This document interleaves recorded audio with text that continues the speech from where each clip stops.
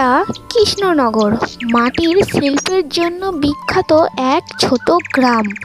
এখানেই থাকে মিঠু, একজন স্বপ্নবাজ ছোট্ট মেয়ে।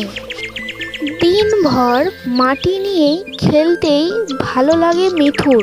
গ্রামের অন্য ছেলেমেয়েরা তাকে দেখে হাসে, কৃষ্ণনগর কৃষ্ণনগর করছো তুমি। কিন্তু মিঠু থামে না। মাটি তার হাতেই যেন জীবন্ত হয়ে ওঠে।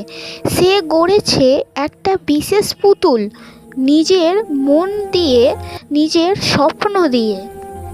ঠিক সেই সময় শহর থেকে এক বিখ্যাত শিল্পী এলেন গ্রামে। ঘোষণা হলো সবাই মাটির কাজ দেখাবে আর সেরা শিল্পীকে দেয়া হবে পুরস্কার।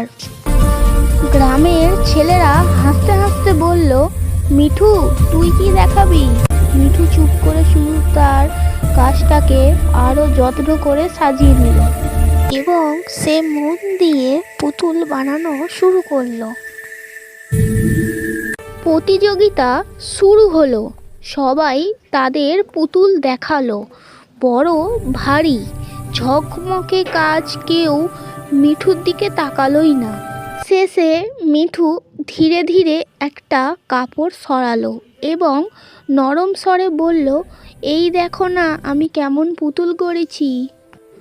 সবার মুখ হাঁ।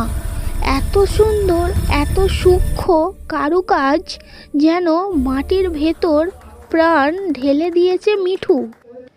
শিল্পী মুগ্ধ হয়ে বললেন, এটা শুধু পুতুল নয়, এটা এক শিল্পীর হৃদয়ের সৃষ্টি। মিঠু হলো প্রথম। যারা হাসতো তারাই এখন হাততালি দিচ্ছে। মিঠুর মুখে তৃপ্তির হাসি। মাটির মতোই স্বপ্ন নরম, কিন্তু পরিশ্রমে তা হয় শক্ত। এইভাবেই কৃষ্ণনগর পেল নতুন শিল্পীর মিঠু। গল্পটি কেমন লাগলো অবশ্যই জানাবেন। ভালো লাগলে চ্যানেলটিকে সাবস্ক্রাইব করে পাশে থাকবেন। ধন্যবাদ।